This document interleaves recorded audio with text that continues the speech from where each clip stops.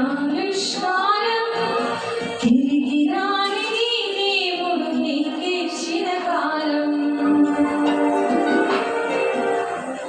దేవునికి మహిమ కలుగును గాక.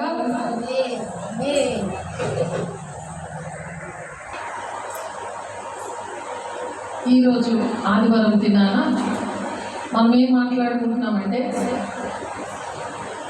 2 kinds of spirits. ఏంటి 2 kinds of spirits అంటే 2 రకాల ఆత్మలు. అవి ఏంటంటే God spirit and evil spirit. అంటే దేవునాత్మ, ఇంకొకటి దెయ్యమాత్మ. దాని గురించి మనం నేర్చుకుంటాం. కొత్త నిబంధన నెరవేర్పు కాలంలో మనం ఉన్నాం కాబట్టి ఈ విషయాలు మనము జాగ్రత్తగా గమనించుకోవాలి. మరి ప్రకటన గ్రంథం ఏంటంటే దేవుని పిల్లలకి ఇష్టంగా ఉంటుంది, దేవుని ఆత్మతో ఉన్న వాళ్ళకి ఇష్టంగా ఉంటుంది. కొంతమందికి చాలా కష్టంగా ఉంటుంది, వాక్యం అర్థమవుతుంది వాడికి. వాక్యం అర్థమవకపోతే అయ్యో నాలో దుష్టాత్మ ఉన్నది, ఆ దుష్ట పనులు నేను మానేయాలి అని వాక్యం అనే అర్థంలో సరిచూసుకొని వాక్యాన్ని వినాలి. వాక్యం అంటే ఏంటి? వాక్యమే దేవుడే ఉన్నాడని యోహాను సువార్త 1:1-4 ఉంది. ఆయన శరీరధారియే మన మధ్య నివసిస్తున్నాడు. ఆ వెలుగనే వాక్యం ప్రకాశిస్తుంది కానీ చీకటి గ్రహించట్లేదు, అంటే అర్థం అవట్లేదు ఆ చీకటికి. ఆ చీకటి సంబంధమైన విషయాలు, చీకటి సంబంధమైన మాటలు వింటున్నందువలన ఇటు లోకము దేవుడు 2 కాదు, శరీరానుసారమైన నియమము వాళ్ళలో ఏలుబడి చేస్తుంటుంది. రోమా 7:18 ఉంటుంది. పౌలు చెప్తా ఉన్నాడు, ఏదైతే నేను చేయకుండా ఉందామనుకుంటున్నానో అదే చేస్తున్నానంటే నాలో ఒక నియమము ఏలుబడి చేస్తుంది. కాబట్టి దాని నుండి ఎవరు విడిపిస్తారు అని అంటే రోమా 8:2 జీవమిచ్చు ఆత్మ యొక్క నియమము పాప మరణముల నియమము నుండి విడిపిస్తుంది అని ఉంది. ఆ జీవమిచ్చు ఆత్మే పరిశుద్ధాత్మ దేవుడు, అదే గాడ్ స్పిరిట్. ఈవిల్ స్పిరిట్ అనే శరీరానుసారమైన నియమము ఉంది, ఆత్మానుసారమైన నియమము జీవమిచ్చే ఆత్మ యొక్క నియమము. వాక్యమే జీవమై ఉంది. అంటే వాక్యం కరెక్ట్గా వినలేదనుకో, విని అది గ్రహించలేకుండా, గ్రహించి కూడా యాక్టర్స్ లాగా యాక్టింగ్ చేసి వేషధారంగా ఉన్నారనుకో, వేషణీయులను క్షమిస్తాను కానీ వేషధారిని క్షమించను అంటున్నాడు దేవుడు. ఆ క్షమాపణ అనేది ఈ యుగమందేనో రాబో యుగమందేనో పాప క్షమాపణ లేదు, పరిశుద్ధాత్మ మీరు దుఃఖపెడుతున్నారో అని ఉంది వాక్యం. కాబట్టి పరిశుద్ధాత్మ దేవుడు దుఃఖపెడతానని ఒక భయంతో ఉండాలి. అంతేగాని సేవకులు చెప్తున్నారులే, మేము వాళ్ళు ఎంత ప్రేమిస్తుంటే వాళ్ళని ఆడిద్దాం అన్నట్టుగా ఉన్నారు ప్రజలు. యేసయ్య కూడా ఎంతగానో ప్రేమించి క్షమించి నా పిల్లలు అని చెప్పి, మరి నేను కూడా నా పిల్లలు అంటాను మీ అందరినీ కూడా. అలా ఉన్నప్పుడు దేవుడు కూడా చిన్నపిల్లలు నా దగ్గర రానివ్వండి అని అంటారు. ఎందుకంటే చిన్నపిల్లల లాంటి మనసు అనేది మనిషికి ఉండాలి, అది దేవుని మనసు. వాళ్ళు ఎంత బాధ పెట్టినా సరే వాళ్ళు ప్రేమించే మనసు. తప్పిపోయిన కుమారుడి దేవుడు ఎలాగ ఆ తండ్రి అనే దేవుడు, అది ఉపమాన భావంలో ఉంది. కౌగిలించుకుంటాడు, ఉంగరం పెడతాడు, నిలువుటంగి చక్కగా అంగీ చేసి చక్క విందు చేస్తాడు. అలాగా ఇప్పటికీ కూడా వింటున్న బిడ్డలంటే నాకు నా దేవుడికి చాలా ఇష్టం. అది దేవుని మనసు, ప్రేమించే మనసు, శాశ్వతమైన ప్రేమతో ఉండే మనసు. అయితే మరి వాళ్ళు మనల్ని ద్వేషిస్తారని ఉంది. అంత ప్రేమించిన అటువంటి వారు ద్వేషిస్తారని 1 యోహాను 3:13 ఉంది. అది చూద్దాం. ఎందుకంటే మనం బాధపడకూడదు, వాళ్ళకి చెప్పడమే దేవుడు ఇచ్చిన బాధ్యత. ఏంటంటే చెప్పడమే. దేవుని గుణాలు ఏంటంటే వాళ్ళకి చెప్పడమే. ఎందుకంటే భూలోకంలో ఎవరు కూడా నశించుకోవడం దేవుడికి ఇష్టం లేదు, మనకు కూడా ఇష్టం లేదు. అందుకని సహోదరులారా, లోకం మిమ్మల్ని ద్వేషించిన ఎడల ఆశ్చర్యపడకుడి అని పౌలు గారు చెప్తున్నారు. మనము సహోదరులను ప్రేమించుచున్నాము గనుక మరణములో నుండి జీవంలోనికి దాటి ఉన్నామని ఎరుగుదుము. ఎటువంటి మరణకరమైన పరిస్థితులు వచ్చినా సరే ఈ వాక్యం అనే జీవంతో మనం ఉంటాం కాబట్టి దాన్ని దాటేస్తుంటాం అన్నమాట. ఎటువంటి పరిస్థితుల్లో అయినా దాటించేస్తున్నాడు దేవుడు. ఎటువంటి శోధన వచ్చినా, ఎటువంటి శ్రమ వచ్చినా, ఎటువంటి హింస వచ్చినా దేవుని ప్రేమ నుండి ఎడబాపున అంటాడు పౌలు. కాబట్టి మనము సహోదరులను ప్రేమించుచున్నాము కనుక, అలా మనం ప్రేమిస్తున్నాము కాబట్టి మరణములో నుండి జీవంలోనికి దాటి ఉన్నామని ఎరుగుదము. ప్రేమ లేని వాడు మరణమునందు నిలిచి ఉన్నాడు. ప్రేమ అనేది అర్థం చేసుకుండా, ప్రేమ లేకుండా మరి వాక్యాన్ని, దేవుణ్ణి, సేవకుల్ని, మరి దేవుని పిల్లల్ని అర్థం చేసుకోలేకపోతే వాళ్ళు మరణమందు నిలుచున్నారంట. అంటే వాళ్ళు జీవిస్తున్నారు కానీ మేము మృతుడవి, అంటే పనికిరాని పరిస్థితి. వాళ్ళు ఉన్నా ఒకటే, లేకపోయినా ఒకటే. అది సంఘంలోనే కావచ్చు, ఇంటిలోనే కావచ్చు, ఈ దేశంలోనే కావచ్చు. వాళ్ళ వల్ల ఏది కూడా ఎటువంటి ప్రయోజనం అనేది ఉండదు. అందుకని మరణం అంటే ఆత్మీయంగా అది జీవిస్తారు. కానీ అటువంటి పరిస్థితులు మరి ఎవరైతే క్షమించారో, ప్రేమించారో, దేవుని వాక్యాన్ని కలిగి ఉన్నారో వాళ్ళ పరిస్థితులు అలా ఉంటాయి. మనము సహోదరుని ప్రేమించున్నాం కనుక మరణంలో నుండి జీవంలోకి దాటి ఉన్నాము అని ఎరుగుదము. ప్రేమ లేని వాడు మరణమందు నిలిచున్నాడు. తన సహోదరుని ద్వేషించేవాడు నరహంతకుడు. ఎప్పుడైతే ప్రేమ లేదో ద్వేషం ఉంటుంది కదా. వాక్యం అర్థం కాకపోతే ద్వేషం వస్తుంది. నాకు అర్థం కావట్లేదని సేవకుల మీద, విశ్వాసుల మీద, దేవుని మాటలు చెప్తున్న వాళ్ళ మీద సువార్త చేస్తున్నప్పుడు ఒక ద్వేషం బయలుదేరుతుంది. వాక్యం అర్థం కాకపోతే ఎందుకు అర్థమవుతుందంటే దుష్టుడు ఆలోచన చెప్పి నడుస్తూ ఉంటే, పాపుల మార్గం నిలుస్తూ ఉంటే, అపహాసంగా కూర్చున్న చోట్ల కూర్చొని ఉంటే, యెహోవా ధర్మశాస్త్రమందు మరి అనుదినము రాత్రి పగలు ఆనందించకపోతే వాళ్ళ ఫలవంతమైన జీవితం ఉండదు. అందుకని వాళ్ళకి ద్వేషం బయలుదేరుతూ ఉన్నది. దేవుడే అర్థం కాలేనప్పుడు మనుషులు ఎలాగ అర్థమవుతారు, సేవకులు ఎలాగ అర్థమవుతారు, అది గమనించాలి. కాబట్టి వాళ్ళని ఏమంటున్నారంటే తన సహోదరుని ద్వేషించేవాడు నరహంతకుడు. 10 ఆజ్ఞలో ఒక ఆజ్ఞ నరహత్య చేయకూడదని ఉంది. దేవుని లెక్క ఏంటంటే పొడిస్తే నరహంతకుడి లెక్క కాదు, హత్య చేసిన లెక్క కాదు. నువ్వు దేవుని బిడ్డలను ద్వేషిస్తే చాలు, వాక్యాలను ద్వేషిస్తే చాలు, ఒక మనిషిని చంపినట్టు లెక్క వస్తుంది. అందుకనే తన సహోదరుని ద్వేషించేవాడు నరహంతకుడు. ఇది దేవుని లెక్క. నీ కన్నుతో మోహపు చూపును చూస్తే ఆ ఎదుటి మనిషితో నేను వ్యభిచారం చేసినట్లే అని మత్తయి 6వ అధ్యాయంలో ఉంటుంది. అది దేవుని లెక్క. ఎందుకంటే దేవుడు పరిశుద్ధుడు కాబట్టి దేవుని పిల్లలుగా మనమందరము కూడా మతము, కులము భేదము లేకుండా ప్రతి ఒక్క బిడ్డ కూడా దేవుని బిడ్డగా పరిశుద్ధంగా ఉండాలి. పరిశుద్ధత లేనిదే దేవుని చూడలేడు, దేవుని రాజ్యంలో ప్రవేశం లేదు. అందుకని దేవుడు ఏం చెప్తున్నారు ఇక్కడ, తన సహోదరుని ద్వేషించేవాడు నరహంతకుడు. ద్వేషిస్తే చాలు, ఏమీ అనక్కర్లేదు. నువ్వు ఇష్టపడకుండా దేవుని వాక్యాన్ని, దేవుని సేవకుల్ని, దేవుని పిల్లల్ని నువ్వు రిజెక్ట్ చేస్తే చాలు, నరహంతకుడు. ఏ నరహంతకుని ఎందులో నిత్య జీవం ఉండదని మీరు ఎరుగుదురు. నిత్య జీవం అంటే దేవుని రాజ్యం, దేవునితో యుగకాలం ఉండాలని ఆయన ఇష్టపడి ఒక ప్రణాళికతో ఒక వాగ్దానము, ఒక నిబంధనము, ఒక ప్రామిస్ దేవుడు చేశాడు. మొదటి రాకడలో చేశాడు ఆయన. అప్పుడు కూడా దేవుని రిజెక్ట్ చేశాడు, దేవుని మాటలు వినలేదు, దేవుని సిలువ వేసే వారిగా ఉన్నారు. ఇప్పుడు కూడా దేవుని సేవకుల్ని హింసిస్తుంటే అది దేవుని మాట వినకపోతే, దేవుడు ఏర్పాటు చేసుకున్న దేవుని సేవకుల్ని, దేవుని బిడ్డల్ని నువ్వు రిజెక్ట్ చేస్తుంటే దేవుడిని హింసించినట్టు లెక్క, దేవుని సిలువ వేసినట్టు లెక్క. బాహటంగా దేవుని మాటలను అంగీకరించకుండా నువ్వు నరహంతకుల్లాగా ఉన్నట్టు లెక్క అది.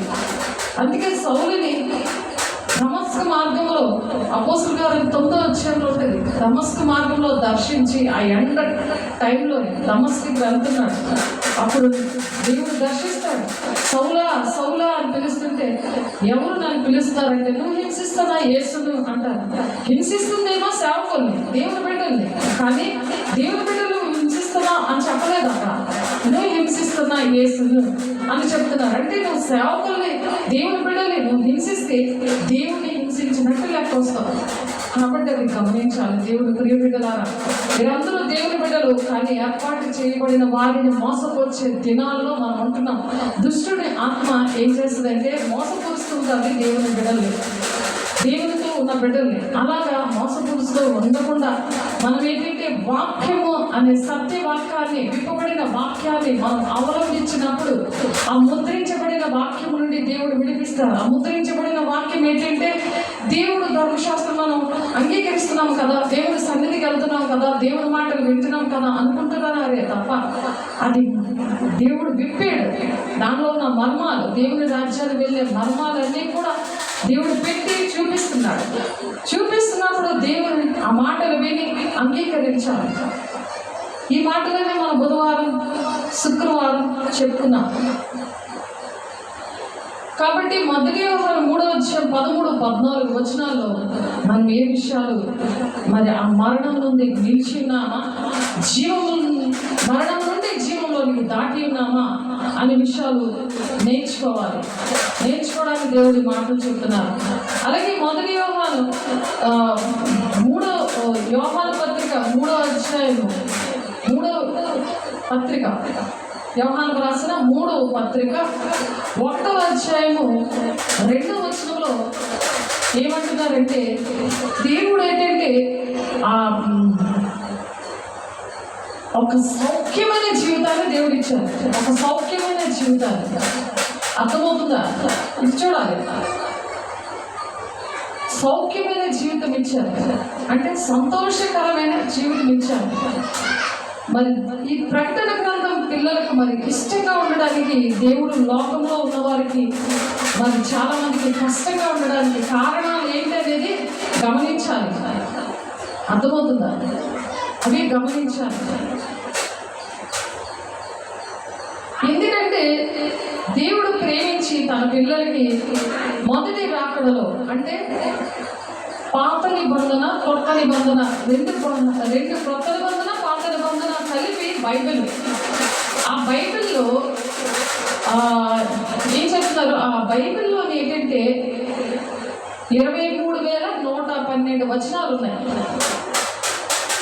ఆ 23,112 వచనాలు నెరవేర్పులోనికి వచ్చాయి.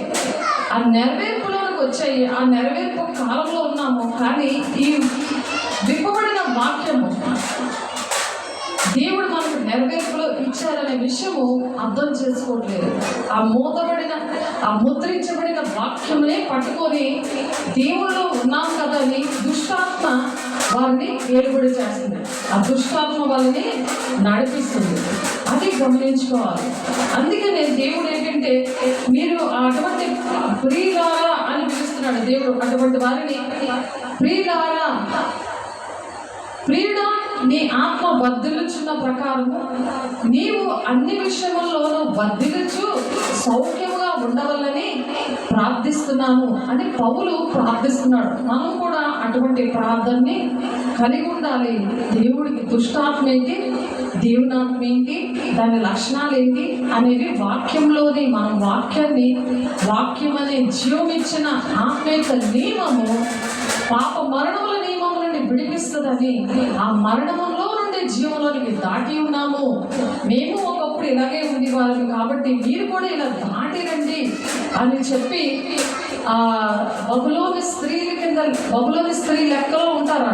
ప్రకటన 18:4 మీరు అది దాటి రండి, అటువంటి పరిస్థితి నుండి దాటి రండి అని దేవుడు మాట్లాడుతున్నారు. ఎందుకంటే 17వ వరకు కూడా నెరవేర్పు జరిగిపోయింది. ప్రకటన 17వ వరకు నెరవేర్పు అనేది జరిగింది. కాబట్టి అటువంటి విషయాలన్నీ కూడా మనం వర్ధిల్లాలని దేవుడు ఆశపడి ఈ మాటలు చెప్తున్నారు. అలా ఒకరికొకరు ప్రార్థన చేసుకోవాలి. అలాగా దేవుడు పరలోక రాజ్యం భూమి మీద స్థాపించబడిందా, ఆత్మీయ లోకంలో స్థాపించబడిందా?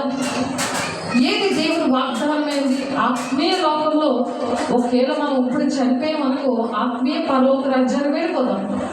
అదే దేవుడు రాకడ ఆలస్యమైందనుకో ఈ లోపల మనం ఏం చేయాలి? అందరికీ వార్తను ప్రకటించి దేవుని రాజ్యాన్ని భూలోకములోనికే మరి దిగి వస్తుందని పరలోక ప్రార్థనలో ఉన్నట్టు మత్తయి 6వ ఉంటుంది. శిష్యుడికి ప్రార్థన నేర్పిస్తారు. ఆ పరలోక ప్రార్థన ఉన్నట్టుగా పరలోకమును నెరవేర్చున్నట్టు భూలోకమును నెరవేర్చబడును గాక అనే విషయము అది నెరవేర్పులో ఉన్నప్పుడు ఆ పరలోక రాజ్యం భూమి మీదకే దేవుడు వాగ్దానం అన్నమాట. అది దేవుని యొక్క నిబంధన వాక్యము నెరవేర్చేలాగా మరి ప్రకటన 21వ అధ్యాయము 1, 2, 3 వచనాలు ఉంది, 4 వచనాలు. అదే కొత్త ఆకాశము కొత్త భూమి. కాబట్టి మనం బయలుపరచబడిన వాక్యము పొందుకున్నాక ఆ కొత్త ఆకాశం కొత్త భూమి మీద స్థాపించాలని దేవుడు ఉపమాన భాషలో దేవుడు కొత్త నిబంధన అంతా కూడా 13వ అధ్యాయంలో మత్తయి 13వ అధ్యాయంలో మరి కొన్ని పరిస్థితులు ప్రవచనం మూలంగా ఉపమాన రీతిగా దేవుడు మాట్లాడుతూ వచ్చారు. కాబట్టి యెషయా 7వ అధ్యాయము 14వ వచనం ఉపమాన రీతిగా దేవుడు ఏంటంటే కన్యక గర్భవతి కుమారుని కంటాలి అనే విషయాలు, కన్యక అనే విషయము ఆనాడు ప్రజలకు తెలియదు. అక్కడ గర్భవతి యేసయ్యని కంటది అనే విషయాలు తెలియదు. అది ఉపమాన రీతిగా ఉన్నాయి. కాబట్టి అది ప్రవచనంగా యెషయా గారు ప్రవచించారు. అలాగే కీర్తన 2వ అధ్యాయం 6, 7 వచనాల్లో ఆ సియోను కొండ మీద రాజుగా యేసయ్య ఉంటారని అది ఉపమాన భావంగా ఉంది. కానీ ఆ రాజు యేసయ్య అనే విషయము అది నెరవేర్పులోకి వచ్చాక అర్థమైంది. ఏదైనా నెరవేర్పు జరిగితే అది అర్థమవుతుంది. అలాగే ప్రకటన గ్రంథం 10వ అధ్యాయం 8 నుండి 11 వచనాల్లో తెరవబడిన గ్రంథం అనేది ఉంటుంది. తెరవబడిన గ్రంథం విషయంలో అక్కడ మనం చదువుతే ఉంటుంది. అయితే అపోస్తులైన యోహాను మరి ప్రకటన గ్రంథంలో మరి ఆయన చూసినవన్నీ కూడా మనకి వివరించి చెప్పాడు. అది కూడా ఆ యోహాను గారు కూడా ఉపమాన భావంలోనే ఉన్నారు. ఆ ఉపమాన భావంలో ఉన్నవన్నీ కూడా న్యూ జాన్ అనే ఆయన 93 సంవత్సరాలు ఆయన ద్వారా నెరవేర్పులోనికి వచ్చాయి. కాబట్టి నెరవేర్పు అనేది మన పట్ల నెరవేర్పు జరుగుతున్నప్పుడు దేవుడు మాటలు మనం ప్రకటించే వారిగా మనం ఉండాలని దేవుడు ఆశపడుతున్నాడు. మరి 37వ వచనంలో అపోస్తలుల కార్యం 13వ అధ్యాయం 26 నుండి 37 వచనాల్లో సహోదరులారా అని చెప్పి దేవుడు చెప్తున్నారు. అపోస్తలుల కార్యం 13వ అధ్యాయం ఒకసారి చూద్దాం. అపోస్తలుల కార్యం 13వ అధ్యాయం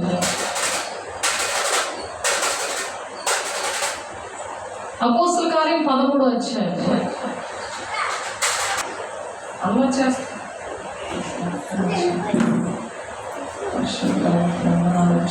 అపోస్తలుల కార్యంలో 13వ అధ్యాయం 26వ వచనంలో ఏముందో చూద్దాము. 26వ వచనం, సహోదరులారా, అబ్రహాము వంశస్థులారా, దేవునికి భయపడేవారులారా, ఈ రక్షణ వాక్యం మన ఎదురు పంపబడి ఉన్నది. ఈ రక్షణ వాక్యము దేవుడి దగ్గర నుండి వచ్చింది. అది గమనించాలి. సహోదరులారా, అబ్రహాము వంశస్థులారా, దేవునికి భయపడేవారులారా, దేవునికి భయపడే వారికే ఈ వాక్యం అర్థమవుతుంది. ఈ విప్పబడిన వాక్యం, ఈ విప్పబడిన వాక్యము మరి ఎక్కడ ఉంది అని అంటే ప్రకటన 10వ అధ్యాయంలో 8వ వచనంలో ఉంది. అంతటా పరలోకం నుండి నేను వినిన స్వరం మరలా నాతో మాట్లాడుచు, నువ్వు వెళ్ళి సముద్రం మీదను భూమి మీదను నిలిచిన ఆ దూత చేతిలో విప్పబడి ఉన్న ఆ చిన్న పుస్తకము తీసుకుని చెప్పుట వింటిని. నేను ఆ దూత ఎదుగు వెళ్ళి ఆ చిన్న పుస్తకము నాకిమ్మని అడగగా ఆయన దాన్ని తీసుకొని తినివేయము, అది నీ కడుపుకు చేదములు గాని నీ నోటికి తేనె వలె మధురముగా ఉండునని నాతో చెప్పాను. అంతటా నేను ఆ చిన్న పుస్తకమును దూత చేతిలో నుండి తీసుకొని దాన్ని తినివేసి తిని, అది నా నోటికి తేనె వలె మధురముగా ఉండేది కానీ నేను దాన్ని తినివేసిన తరువాత నా కడుపుకు చేదాయను. ఇది యోహాను గారు మరి పద్మాసు ద్వీపంలో ఉన్నప్పుడు ఆ విప్పబడిన వాక్యాన్ని, మూయబడి ఉన్న వాక్యాన్ని దేవుడి చేతిలో నుంచి తీసుకొని, మరి అది ఎవరు విప్పుతారు అని అంటే ఒక దూత వచ్చి విప్పుతుంది. గొర్రెడైన ఒక దూత వచ్చి విప్పుతుంది. అంటే అది 7 ముద్రలున్న ఆ వాక్యాలు, ఆ మూయబడిన ఆ గ్రంథాన్ని అది విప్పి దేవుడు చూపిస్తారు. అది విప్పుతాడు ఆ దూత. అంటే తండ్రి అయిన దేవుని చేతిలో ఉన్నప్పుడు యేసయ్య యూదాగోత్రపు సింహము దీనికి విప్పడానికి అర్హుడై ఉన్నాడని ఉంటుంది ఆ వాక్యం. అది విప్పిన తర్వాత యోహాను గారు అది తిన్నప్పుడు నోటికి మధురంగా ఉంది, తీగా ఉంది, కానీ కడుపులోకి వెళ్ళాక చేదుగా ఉంది. అంటే వాక్యము మరి కాలం బట్టి చూస్తే బోధకులే ఇవ్వవలసి వచ్చిండగా మొదటి మూలపాఠాలు మీకు మరలా బోధించవలసి వచ్చాను అని హెబ్రీలు 5వ అధ్యాయం 12వ వచనంలో ఉంటుంది. కాబట్టి అది ఈ వాక్యం అనేది పాలు తాగవలసిన వారే కానీ మీకు బలమైన ఆహారం తాగదు అని ఉంటుంది. ఎందుకంటే జ్ఞానేంద్రియాలు మీకు లేవు.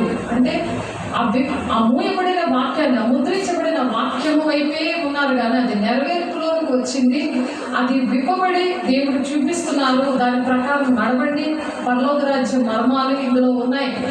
కాబట్టి ఆత్మలోని ఇప్పుడు దుష్టాత్మ, దేవుని ఆత్మ ఉంది, సాతానాత్మ, దేవుని ఆత్మ ఉంది. దేవునికి విధేయులు కాని వారిలో సాతానుడు ఉంటాడు. ఉండి వినకుండా, ఎవరిని విననివ్వకుండా, గ్రహించకుండా, అర్థం చేసుకోకుండా ఉంటారు. కాబట్టి అది పాలు తాగవలసిన పరిస్థితి. అంటే మామూలుగా మిక్స్డ్ టీచింగ్, శరీరానుసారమైన బోధ ఇష్టమవుతుంది. ఈ రాజ్యాన్ని, వాళ్ళ రాజ్యాన్ని, శారీరకంగా కోరికలు, ఇల్లు కట్టుకోవడం, పెళ్లిళ్ళు చేసుకోవడం, నోవాహు దినాలు ఏ విధంగా ఉన్నదో అటువంటి వారి ప్రజలు నోవాహు ఓడగడుతున్నప్పుడు ఎవరైతే మరి వినడానికి రాలేదో, ఆ రక్షణని ఓడలోకి ఎవరైతే ప్రవేశించలేదో, అలాగే పరలోక రాజ్యానికి వెళ్ళే ఈ మర్మాలు ఇవ్వబడిన వాక్యంలో ఉంటే ఆ ముద్రలు అన్నీ కూడా విప్పారు అని ప్రకటన 6వ అధ్యాయంలో ప్రతి ఒక్క ముద్రని విప్పుతున్నప్పుడు ఒక్కొక్క సంఘటన జరుగుతుండగా అవన్నీ కూడా నెరవేర్పు జరిగిపోయాయి. ప్రకటన 8వ అధ్యాయంలో 7వ ముద్ర విప్పుతారు. ఆ దూత బోరబూది ఆ ముద్రను విప్పుతున్నప్పుడు జరిగే సంఘటనలన్నీ కూడా అక్కడ చదివితే ఉంటాయి. ఒక్కొక్క సంఘటన కూడా అవన్నీ కూడా జరిగిపోయాయి. ఈ జరగవలసిన సంగతులు ఈ విప్పబడిన వాక్యంలో ఉన్నాయి. ఆ విషయాలు దేవుడు అది చేదుగా ఉంటుంది, వినడానికి ఇష్టం ఉండదు అని చెప్పి మరి యోహాను 6వ అధ్యాయంలో 66వ వచనంలో యేసయ్య చెప్తున్నప్పుడు ఇది కఠినమైన మాట అని చెప్పి యేసయ్యని విడిచిపెట్టి వెళ్ళిపోతారు. శిష్యులు 11 మందే ఉంటారు. ఆ విధంగా దేవుని రాజ్యము ఇరుకైన మార్గము కాబట్టి దేవుని రాజ్యం ప్రవేశించేవారు కొద్దిమందే. కాబట్టి ఈ వాక్యము చేదుగా ఉంది. విన్నప్పుడు బాగానే ఉంటుంది, కానీ దాని ప్రకారం నడవాలంటే చేదుగా ఉంటుంది. అంటే అర్థం కాలేని వాళ్ళు మన మీదకి యుద్ధానికి వస్తారు, బాధిస్తూ ఉంటారు. కాబట్టి పాముల వలె వివేకంగా ఉండాలి, పావురం వలె నిష్కపటంగా ఉండాలి. అందుకనే తోడేల మధ్యకి గొర్రెపిల్లగా మిమ్మల్ని పంపిస్తున్నాను అని చెప్పారు యేసయ్య శిష్యులతో. శిష్యులు 11 మంది శిష్యుల ద్వారానే పరిచర్య అనేది, దేవుని వార్త అనేది అది ఇప్పుడు వరకు ఆ వార్త, దేవుని యొక్క వార్త అనేది, దేవుని రాజ్యానికి వెళ్ళే మార్గం అనేది సరళం చేస్తా వస్తున్నారు. అందులో మనం విని మనం కూడా దేవుని శిష్యులుగా దేవుడు మనల్ని ఏర్పాటు చేసుకున్నారు. అందుని బట్టి దేవుడు వందనాలు, దేవుడు నామ స్తోత్రం. కాబట్టి దేవుడు ఏం చెప్తున్నారు ఇక్కడ అపోస్తుల కార్యము 8వ అధ్యాయం, అపోస్తుల కార్యము 13వ అధ్యాయం 26వ వచనంలో, సహోదరులారా, అబ్రహాం వంశస్థులారా, దేవునికి భయపడే వారులారా, ఈ రక్షణ వాక్యం మన యొద్దకు పంపబడి ఉన్నది. యెరూషలేములో కాపురముండు వారును వారి అధికారులు ఆయననేను ప్రతి విశ్రాంతి దినమున చదవబడుచున్న ప్రవక్తల వచనమునైనను గ్రహింపక ఆయనకు శిక్ష విధించుట చేత ఆ వచనములను నెరవేర్చిరి. యెరూషలేములో కాపురమున్న ప్రజలు ఏం చేశారు? ఆ విశ్రాంతి దినం చదవబడుచున్న ప్రవక్తల వచనములు కూడా గ్రహించకుండా ఆయన దేవునికి శిక్ష విధిస్తున్నారు. ఆ వచనములన్నీ కూడా నెరవేర్చారు. తండ్రి యొక్క ప్రణాళిక వాళ్ళు నెరవేర్చలేదు, కానీ దేవుని సులువు వేసే విషయంలో వాళ్ళు నెరవేర్చారు. అలాంటి యూదులు ఆయన ఏదో మరణములకు తగిన హేతువేది కనబడలేకపోయాను. దేవునిలో మన మరణములకు తగిన హేతువేది కనబడలేదు. అయినను చంపించవలని వారు పిలాతును వేడుకున్నారు. దేవుడిని ఎలాగైనా చంపండి అనే పిలాతుని వేడుకున్నారు. వారు ఆయన గురించి రాయబడినవన్నీ నెరవేర్చిన తర్వాత ఆయన రాణి మీద నుండి దింపి సమాధిలో పెట్టారనమాట. ఆ సమాధిలో పెట్టి అయితే దేవుడు మృతుల్లో నుండి ఆయన లేపాను. దేవుడు అయినా సరే తండ్రి చిత్తాన్ని నెరవేర్చడానికి దేవుడు వచ్చారు కాబట్టి తన ప్రణాళిక, దేవుడి యొక్క ప్రణాళిక, తండ్రి యొక్క ప్రణాళిక కుమారుడిగా ఎలాగైతే నెరవేర్చారో మనము కూడా ప్రాణం పెట్ట బద్దులమై ఉన్నామని వాక్యం చెప్తుంది. తండ్రి అయితే ఎలాగైతే ప్రాణం పెట్టారో దేవుడి మూలంగా మనం పుట్టిన వారు మనం ఎరుగుదము, కానీ మనం కూడా ప్రాణం పెట్ట బద్దులమై ఉన్నాము. తండ్రి చిత్తాన్ని నెరవేర్చడానికి తండ్రి యొక్క పిల్లలుగా మన తండ్రి చిత్తాన్ని దేవుడు ఎలాగైతే నెరవేర్చారో అలా నెరవేర్చాలని యేసయ్య తండ్రి అయిన దేవుడు కోరుకుంటున్నారు. ఆయన గలిలయ నుండి యెరూషలేముకు తనలో నుండి వచ్చిన వారికి అనేక దినములు కనబడుతూ వచ్చారు. అలాగే అనేక దినాలు కనబడ్డారు. ఎందుకంటే ఆయన చనిపోయి 3వ దినం లేచినట్టు ఎవరికీ తెలియదు. అందుకనే తండ్రి అయిన దేవుడు మన ప్రణాళిక చెప్పిన యేసయ్య మన ప్రతి ఒక్కరికి అనేక దినాలు కనబడుతూ వచ్చారు. వారు ఇప్పుడు ప్రజల ఎదుట ఆయనకు సాక్షులే ఉన్నారు. వాళ్ళు ఎవరైతే చూసారో వాళ్ళందరూ సాక్షులు ఉన్నారు. దేవుడు యేసును లేపి పితరులకు చేసిన వాగ్దానం మా పిల్లలకు నెరవేర్చున్నాడని మేమును మీకు సువార్త ప్రకటించుచున్నాము. వాళ్ళందరూ కూడా సువార్తను ప్రకటించారు. వాళ్ళని బట్టి ఆ సువార్తను విని మనం ఈనాడు ఇలా ఉన్నాం. అలాగే నీవు నా కుమారుడు, నేను నిన్ను కంటిని అనే 2వ కీర్తన ఆ విధంగా రాయబడి ఉంది. మరి ఇక కుళ్ళు పట్టకుండా ఆయన మృతుల్లో నుండి లేపుటను బట్టి దావీదులకు అనుగ్రహించిన పవిత్రమైన వరములను మీకు అనుగ్రహింతును, అవి నమ్మకములైనవని చెప్పాను. అంటే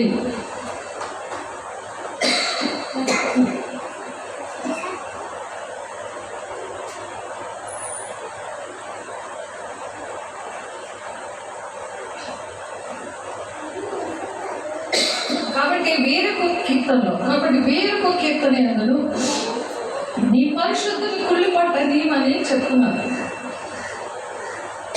యేసయ్య అలాగే చనిపోయారు, కానీ 3వ దినం మనం లేచారు. అది ఒక ఉపమాన భావంలో చెప్పారు. దావీదు దేవుని సంకల్పము చొప్పున తన తరము వారికి సేవ చేసి నిద్రించాడు. కానీ మరి దావీదు ప్లేస్లో యేసయ్యను ఒక ఉపమానంగా చెప్పారు. అక్కడ తన పితరుల యొద్దకు చేర్చబడి కుళ్ళిపోయాను, కానీ దేవుడు లేపిన వాడు కుళ్ళు పట్టలేదు. దేవుడైతే కుళ్ళు పట్టలేదు. దావీదు సేవ చేసి చనిపోయాడు, కానీ కుళ్ళు పట్టి చనిపోయాడు. అంటే ప్రతి ఒక్క మనిషి కుళ్ళిపోతుంది ఆ బాడీ సమాధిలో. దావీదు ఆ విధంగా అయ్యింది, కానీ యేసయ్యని దావీదు ప్లేస్లో ఉపమానంగా చెప్పారు. గొర్రెపిల్ల ప్లేస్లో యేసయ్యని ఎలాగైతే చెప్పారో అలాగే దేవుడి ఉపమానంగా దేవుడు చెప్పారు. అవి నెరవేర్పులోకి వచ్చాయి కాబట్టి దేవుడైతే చనిపోయి కుళ్ళు పట్టలేదు, ఈ దావీదైతే ఇలా కుళ్ళు పట్టాడు కాబట్టి దావీదు ప్లేస్లో యేసయ్యను ఉపమానంగా మనకు చెప్పారు అని మనం ఇక్కడ అపోస్తుల కార్యం 13వ అధ్యాయము 37వ వచనం ద్వారా ఉపమానాల ద్వారా దేవుడు మాట్లాడతాడు. అది నెరవేర్పులో వచ్చిన తర్వాతే మనకు అర్థమవుతుంది అనే విషయం గురించి మనం ఇది చదివాము. ఇది ఆ విధంగా అర్థం చేసుకోవాలి వాక్యాన్ని. ఇప్పుడు హెబ్రీయులకు రాసిన పత్రిక 5వ అధ్యాయంలో ఇటువంటి విషయాలు అర్థం కావట్లేదు చాలామందికి. దుష్ట ఆత్మతో నడిపించిన వాళ్ళకి ఇక్కడ దేవునాత్మ, దుష్ట ఆత్మ అనే విషయాలు మనం నేర్చుకుంటున్నాం కదా. 2 kinds of spirits, దేవునాత్మ ఒకటి, దెయ్యమాత్మ ఒకటి. అర్థం చేసుకోలేని వాళ్ళని వాళ్ళలో దెయ్యం ఉంటుంది. దెయ్యం మీద ఏదో లాగా ఉండదు, మనిషిలోనే దెయ్యం ఉండి దేవుడి ప్రణాళికని నెరవేర్చకుండా తిరగబడతా ఉంటుంది. నువ్వు తిరగబడుతున్నావు అంటే దేవుని మాటకి లోపడట్లేదంటే నీలో దెయ్యమాత్మ వర్క్ అవుతుందని అర్థం చేసుకొని వాక్యాన్ని సరిగ్గా విని అర్థం చేసుకుంటే దేవునాత్మని దేవా నువ్వు నాలోకి రండి, ఇదిగో ఈ వాక్యం ద్వారా నాలో దుష్టాత్మ ఉన్నందువలన నాకు ఈ వాక్యం నాకు అర్థం కాలేదు, కాలం బట్టి చూస్తే నేను బోధకుడిగా ఉండాలి, కానీ మొదటి మూల పాఠాలు మీకు ఒకడు వచ్చి మరలా బోధించవలసి వచ్చి ఉండను. కాబట్టి మీరు పాలు తాగవలసిన వారు, అంటే బలమైన ఆహారం మీకు తగదు. అంటే లోకానుసారమైన కల్పనా కథలు లాంటివే అర్థమవుతాయి. పాలు తాగే వారి కథలే చెప్తారు కదా, కానీ దేవుడి రాజ్యానికి వెళ్ళే మర్మాలు అర్థం కాదు. ఈ ఉపమాన భావంలో దావీదు ప్లేస్లో వేసి ఉన్నారు, మరి ఆ రాయి ప్లేస్లో మరి సియోను అంటే ఆ సియోనికి పునాది రాయి నేనే అని పాట పాడుకుంటున్నారు. దేవుడు పునాది రాయి నీవే ఏసీ గురించి చెప్తున్నారు. కాబట్టి వాడిని పంపించారు, పండుగ పంపించారు, వెళ్ళిపో, ఇంటికి వెళ్ళిపో, డిస్టర్బ్ చేస్తూ ఉండదు. కాబట్టి ఉపమాన రీతిగా దేవుడు ఈ మాటలు చెప్తున్నారు, ఉపమాన రీతిగా మాట్లాడుతున్నారు. అర్థమవుతుందా? అర్థమవుతుంది. దుష్టాత్మ ఏర్పాటు చేస్తుంది, అది ప్రమాదం. అందుకే మీరు మాట్లాడకూడదు. మాట్లాడితే మీరు దుష్టాత్మ ఉంటే వాక్యం అర్థం అవుతుంది. బాధకులుగా ఉండరు, ఇంకొకరు ప్రకటన చేసేవారుగా ఉండరు. మీరు ఈ వాక్యం అస్తమాటికి రిపీట్ ఎవరు చెప్పలేరు. మీరు దేవుని రాజ్యానికి వెళ్ళాలంటే వినాలి, ఆటంకపరుస్తున్నారని పంపించాలి. అది చెప్తున్నాను, అదే అర్థం చేసుకోవాలి. ఆ కఠినంగా ఉన్నప్పుడు ఏసైని విడిచిపెట్టే చాలా మంది వెళ్ళిపోయారు. మరి ఇంకెప్పుడు కూడా మరి ఏసై దగ్గర రాలేదు. రాకపోతే ఎవరికి నష్టం? ఆలోచించండి. దేవుని మాటలు వినడానికి మరి పేతురుని అడుగుతారు, మీరు కూడా వెళ్ళిపోవాలి అనుకుంటున్నారని శిష్యుని అడిగితే, దేవా మీరు జీవం గల మాటలు గలవారు, మేము మిమ్మల్ని ఎలా విడిచిపెట్టి వెళ్ళిపోతామన్నారు. కాబట్టి వాళ్ళు దేవుని మాటలు విని దాని ప్రకారం నడిచి దేవుని రాజ్యంలో ఉన్నారు. మీరు దేవుని రాజ్యంలో ఉన్నారంటే వినాలి. ఎవరు డిస్టర్బ్ చేస్తున్నారు వాళ్ళ దగ్గర పక్కన కూర్చోవాలి, దూరం కూర్చోవాలి. ముందు అక్కడికి వెళ్ళి వెంటనే దూరం వెళ్ళిపోవాలి, అక్కడ సైలెంట్గా. కాబట్టి అపోస్తలుల గారు 8వ అధ్యాయంలో కూడా తన గురించి మాట్లాడుతున్నారా వేరొకరి కోసం మాట్లాడుతున్నారా అని ఒక మాట ఉంటుంది. తెరవబడిన గ్రంథము అందరికీ అర్థమవుతుంది.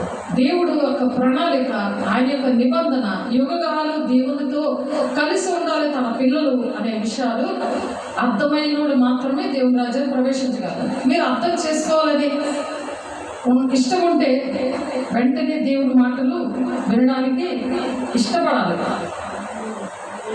ఇక్కడ గలతీ 3వ అధ్యాయంలో కూడా ఒక మాట ఉంటుంది. గలతీలు రాసిన పత్రిక 3వ అధ్యాయం చూడండి, మీకోసం చదువుతున్నాను. గలతీలు రాసిన పత్రిక మీరు రాసుకోవాలి, చక్కగా అవి పట్టుకుని ప్రార్థన చేయాలి. నాలో దుష్టాత్మ ఉందా, దేవునామం ఉందా అని గమనించుకోవాలి. చెప్పేశారు కదా ఏదో నామకార్థంగా వింటున్నాం కాదు, అది మనసులో హృదయంలో గట్టిగా ముద్ర వేసుకొని అవి గమనించి అవి అనేక మందికి తెలియకుండా ఉన్న వాళ్ళు, నశించిపోతున్న వాళ్ళకి దేవుని గురించి వార్త అది వెరితనంగా ఉంటుంది. కాబట్టి వారి కోసం ప్రార్థన చేయాలి.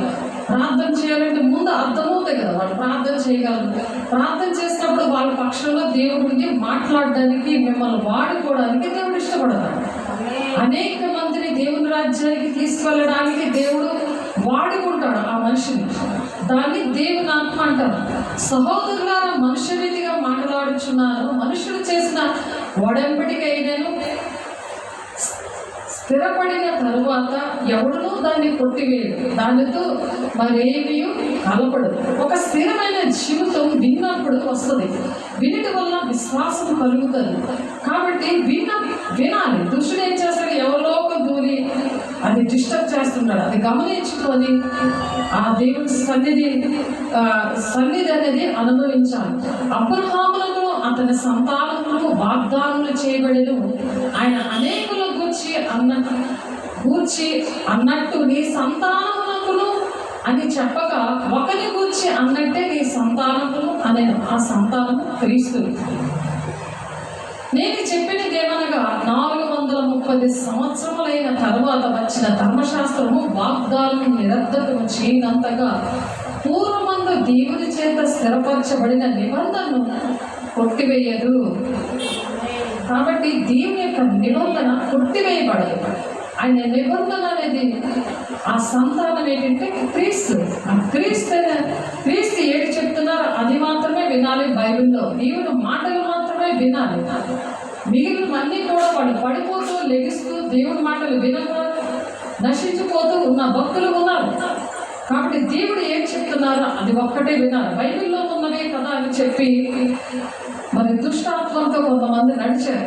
ఆడలా నడవకూడదు. అందుకని క్రీస్తు అనే దేవుని మాటలు, ఆ నిబంధన, దేవుని చేత స్థిరపరచబడిన నిబంధన కొట్టేయకూడదు. అది వినకపోతే కొట్టేసినట్టు లెక్క వస్తుంది.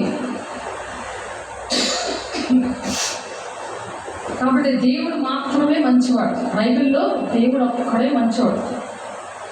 దేవుడు ఏం చెప్తున్నారో అదే జాస్ పెట్టాలి, అవే రాసుకోవాలి. దేవుడు చెప్పిన మాటలు, తండ్రి చిత్తం ఏంటి, తండ్రి అయిన దేవుడు ఏం వాగ్దానం చేశాడు అనే విషయాలు గమనించాలి. అది యేసయ్య చేసి చూపించారు మనకి. అలాగే యేసయ్యను పోలి నడవాలి. అందుకని మత్తయి సువార్తలో 4:17 దేవుడు మాత్రమే మంచివాడని ఉంది.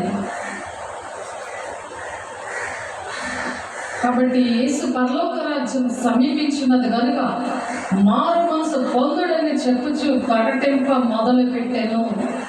యోహాను గారు ఆ విధంగా ప్రకటిస్తూ ఉన్నాడు. మారు మనసు పొందండి. మీరు ఆ పాత బోధలన్నీ పక్కన పెట్టండి. శాస్త్రులు, పరిశీలన, మోషే ధర్మశాస్త్రం ప్రకారం యేసయ్యను పక్కన పెట్టారు. వాళ్ళు చెప్తున్న మాట దేవుడివే అని అనుకున్నారు. దేవుడివే కానీ తండ్రి చిత్తం ఏంటో అర్థం అవ్వలేదు వాళ్ళకి. మరి ఆత్మీయ ఆహారం అనేది బలమైన ఆహారం మనం తీసుకోవాలి. పాలు తాగిన పరిస్థితిలో ఉంటే ఎదుగుదల ఉండదు. ఆ మనిషి పాలే తాగుతున్నాం అనుకో, 20 సంవత్సరాలు వచ్చినా 30 సంవత్సరాలు వచ్చినా పాలే తాగుతుంటే కన్న తల్లి తండ్రి అయిన దేవుడు బాధపడతారు కదా. ఇంకా పాలు తగ్గే పరిస్థితే ఉంది, చికెన్ మటన్ తినట్లేదు, బలమైన ఆహారం తినట్లేదు అని ఎలాగైతే భౌతికంగా తల్లిదండ్రులు బాధపడతారో, తండ్రి అయిన దేవుడు తండ్రి చిత్తాన్ని నెరవేర్చిన బిడ్డలే దేవుని రాజ్యానికి వెళ్తారు. ఆ మర్మాలు కొంతమందికి విన్న వాళ్ళకి, దేవునాత్మ కలిగి ఉన్న వాళ్ళకి ఇస్తున్నారు. అవి అర్థం చేసుకొని బలమైన ఆహారమైన విప్పబడిన వాక్యాన్ని, పరలోక సంబంధమైన మాటలు, ప్రకటన గ్రంథాన్ని అర్థం చేసుకోవాలి. కాబట్టి ఎఫెసీ 4:13, 14, 15 పరిశుద్ధులు సంపూర్ణులు అవ్వాలంటే, క్రీస్తు శరీరం క్షేమాభివృద్ధి జరగాలి అంటే కొంతమందిని దేవుడు 5 పరిచయాల్లో ఎంచుకున్నాడు. అందుకని అది క్రీస్తు వలె ఉండుటకు మరి కల్పింపబడిన 14 చూస్తే ప్రతి ఉపదేశములకు ఇటు అటు కొట్టుకొని పోవద్దని ఉంది అక్కడ. కాబట్టి ప్రతి మాటకి కూడా కట్టుబడి ఉండాలి. మనం ప్రతి మాటకి కూడా దేవుని మాటకి కట్టుబడి ఉండాలి.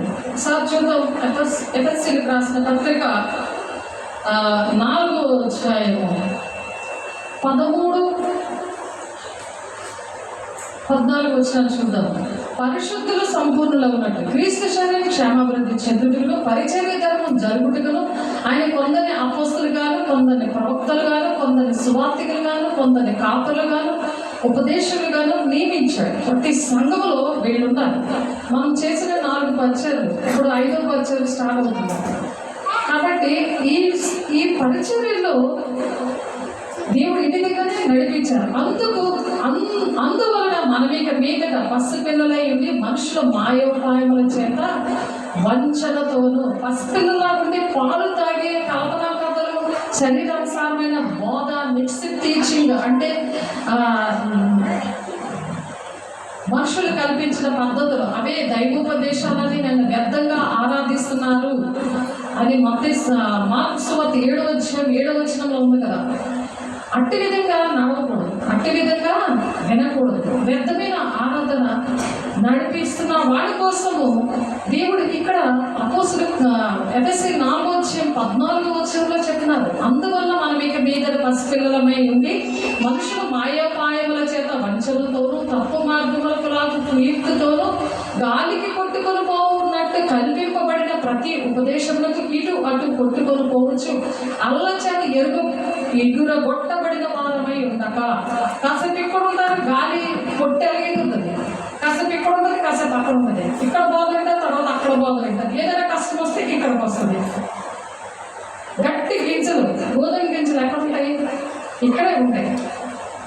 సన్నిధిలో ఉంటాయి. దేవుని ప్రణాళిక ఎక్కడ ఉందో, దేవుడు ఎక్కడ బాప్తిసాలు ఇచ్చారు, ఎక్కడ ఎవరు పెంచుతున్నారు, ఆ ఉపదేశం అది కఠినమైన మాట అనుకొని వెళ్ళరు. వాళ్ళు విడిచిపెట్టి వెళ్ళరు. ఏసైని విడిచిపెట్టి వెళ్ళిపోయారు. ఇప్పుడు సేవకులు కూడా అలాగే విడిచిపెట్టి వెళ్ళిపోతున్నారు.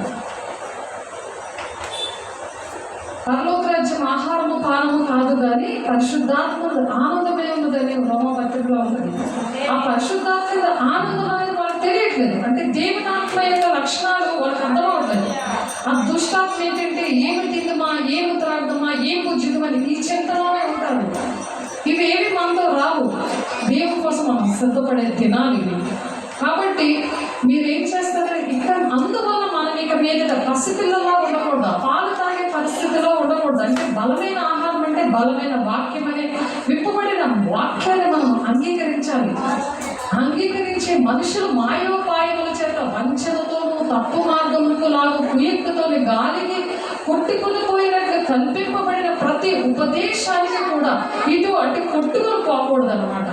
ఆ కొట్టుకొని పోతున్న వాళ్ళ కోసం ప్రార్థన చేయమని మొదట మనం చెప్తున్నాం ఇలా.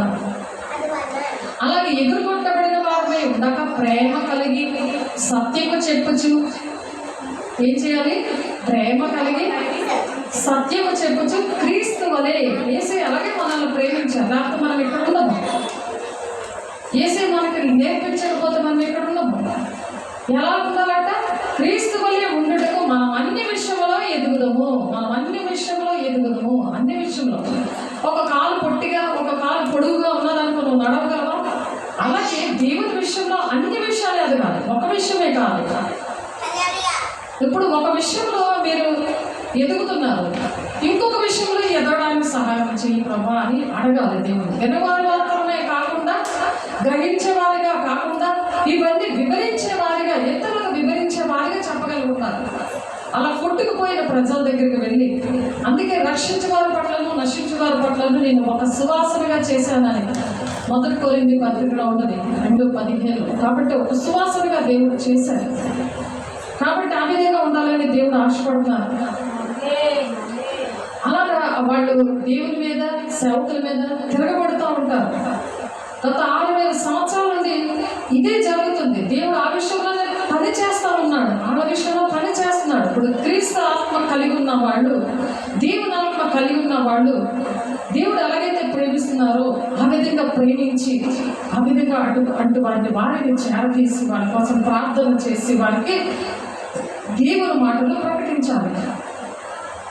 మరి యుగ సమాప్తిలో దేవుడు మరియు అబద్ధ ప్రవక్తలు లతో మోసపోతారు అని చెప్పి యుగ సమాప్తిలో ఉన్నాం కదా. అందుకనే మత్తయి ఇప్పుడు దేవుని రాకడ సూచనలు ఎలా ఉంటాయని శిష్యులు అడిగినప్పుడు మరి మత్తయి 24వ అధ్యాయంలో ఆ రాకడ సూచనలు దేవుడు చెప్పారు. రాకడ సూచన తెలిస్తే కదా దేవుడు వస్తున్నప్పుడు సిద్ధపడి ఉంటావు భయంతో. లేకపోతే కొనుక్కొని ఉండడమే అంతే. దేవుడు వస్తాడు, వెళ్ళిపోతాడు. నమ్ముకున్నా వేస్తే, వాక్యం విన్నా ఒకటే, లేకపోయినా ఒకటే. కాబట్టి మత్తయి 24వ అధ్యాయంలో 11వ వచనంలో అనేకులైన అబద్ధ ప్రవక్తలు వచ్చి పలువురిని మోసపరిచెదరు. అందులో అక్రమ విస్తరించడం చేత అనేకుల ప్రేమ చల్లారిపోతుంది. కృతజ్ఞత ఉండదు. వాళ్ళకి గుండె నొప్పి నుండి విడుదల వచ్చింది, చెస్ట్ క్యాన్సర్ నుండి విడుదల వచ్చింది, క్యాన్సర్ పేషెంట్లు బాగయ్యారు. ఎన్నో దేవుడు అద్భుత కార్యాలు చేసిన. కారు కావాలంటే కారు ఇచ్చాడు. దేవుడి సన్నిధికి వస్తామని దొంగ ప్రార్థన చేయించుకొని కారు వస్తే మళ్ళీ ఇంట్లో కూర్చోవడం, లేకపోతే ఆ కఠినమైన బోధ అనుకొని, ఆ మనుషుల బోధ, శరీరానుసారమైన బోధ, నా కొడుకు బాగుండాలి, నా పిల్లలు బాగుండాలి, నా భర్త రావాలి, ఇటువంటి ప్రార్థనలు కావాలి. నాకు అర్థం కావట్లేదు.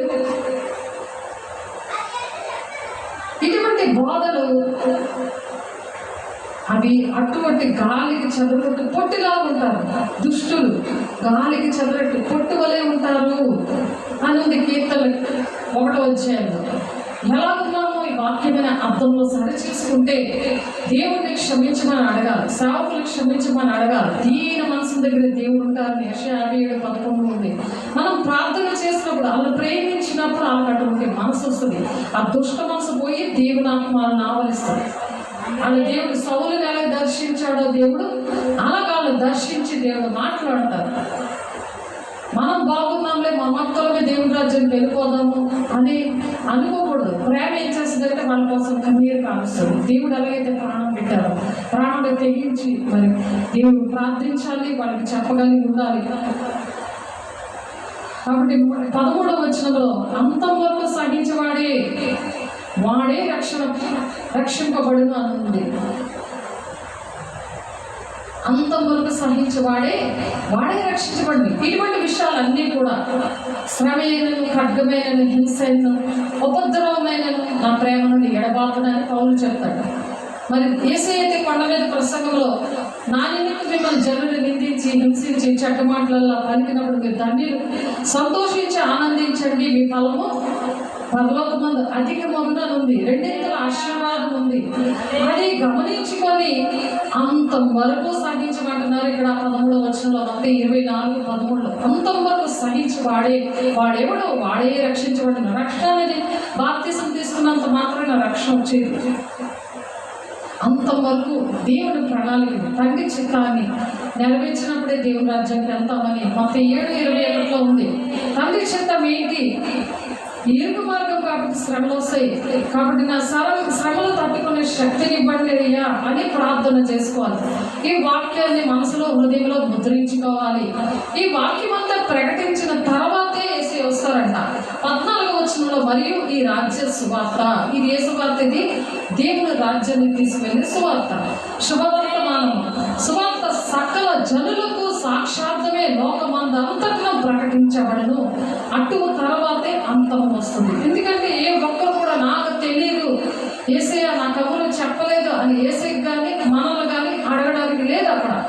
అందుకని మనం సమయం పోనీయకుండా సద్వినియోగం చేసుకుంటూ గురి వద్దకే పరిగెట్టాలి. ఆ గురి ఏంటి? దేవుని రాజ్యాన్ని భూలోకానికి తీసుకుని రావడం. అది ఆ గురి కలిగి ఉండాలి. ఆ గురి కలిగి ఉన్నప్పుడు దేవుడు మనకి సహకారి ఉంటారట.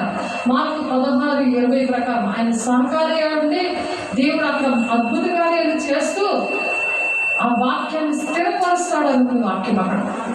కాబట్టి ఆయన సహకారి ఉంటాడు. వాక్యానికి మనం లోబడినప్పుడు దాన్నే గాడ్ స్పిరిట్ అంటే దేవుని ఆత్మ, పరిశుద్ధాత్మ, అది కలిగి ఉన్నామా లేదని మనం గమనించాలి. కాబట్టి మొదటి యోహాను 3:4 పాపము చేయి ప్రతివాడును ఆజ్ఞను అతిక్రమించిన, ఆజ్ఞను పాటించాలి, విశ్రాంతి దినాన్ని పరిశుద్ధంగా ఆచరించాలని దేవుని ఆజ్ఞలు కొన్ని దేవుడు ఇచ్చారు. నిన్ను వల్ల నీ పొరుగు వారిని ప్రేమించమని ఆ విషయాలు అవి 2 వచ్చిన ఆజ్ఞలుగా చేశారు దేవుడు. ఆ 2 ఆజ్ఞలు కూడా పాటించడానికి ఇష్టం లేదు. కాబట్టి దేవుడు పాపము చేయి ప్రతివాడును ఆజ్ఞ అతిక్రమిస్తూ ఉంటాడు. ఇంకా అది తెగిస్తారనమాట. పాపం ఆజ్ఞాతిక్రమే పాపము అని ఉంది వాక్యం. కాబట్టి మొదటి యోహాను 3:4 అదే పాపం. నేనేం పాపం చేశానని అంటాను. నేను దేవుని సన్నిధికి వెళ్తున్నాను, దేవుడితోటే ఉన్నాను, అమ్మతో దేవుడు మాట్లాడుతున్నారు అంటే అక్కడ కుదరదు. ఆజ్ఞాతిక్రమం పాపం. నువ్వు పాపంలో ఉన్నావు, శాపంలో ఉన్నావు అని అర్థమయ్యేలాగా వాక్యం అనేది, వాక్యం ద్వారానే మనం మాట్లాడగలిగి ఉండాలి. ఆయన ఎందుకు పాపమేమీ లేదు అని చెప్పి పాపములను తీసివేయగా ఆయన ప్రత్యక్షమైనని మీకు తెలియను. ఈ పాపములన్నీ కూడా తీసేస్తాడు. అవి ఉండవి. నువ్వు విన్నావా? ఆ పాపములన్నీ తీయడానికి దేవుడే ప్రత్యక్షమవుతాడు. ఆ దేవుడు ఎవరంటే వాక్యం అన్నమాట. వాక్యమే దేవుడే ఉన్నాడు. ఆయన ప్రత్యక్షమై ఇప్పుడు మనతో మాట్లాడుతున్నారు. ఆయన ఎందుకు పాపమేమీ లేదు అని చెప్పి 6-8 ఉంది అక్కడ. 6-8 మొదటి యోహాను 3 ఆ మాటలు ఉన్నాయి. మొదటి యోహాను 3:2 ప్రియులారా, ఇప్పుడు మనం దేవుని పిల్లలమై ఉన్నాము, మనమిక ఏమవుదుమో అది ఇంకా ప్రత్యక్షం పరచబడలేదు. కానీ ఆయన ప్రత్యక్షమైనప్పుడు ఆయన ఉన్నట్టుగానే ఆయన చూతుము కనుక ఆయన పోలి ఉందని ఎరుగుదము. ఎందుకు కూడా ఆయన పోలి నడమని ఉంది. ఇక్కడ దేవుడి మాటలు వింటే ఆయన రూపం వచ్చేస్తుంది. ఆయన రూపము, ఆయన పోలి నడవడానికి ఆయన భూలోకానికి వచ్చారు. ఆయన దేవుని రాజ్యాన్ని భూలోకానికి ఎలా తీసుకురావాలి, దేవుని రాజ్యంగా, దేవుని సొత్తైన ప్రజలుగా ప్రతి ఒక్క బిడ్డని చేయడానికి దేవుడు భూలోకానికి వచ్చి ఆయన చేసి చూపించి తండ్రి చిత్తాన్ని నెరవేర్చాడు.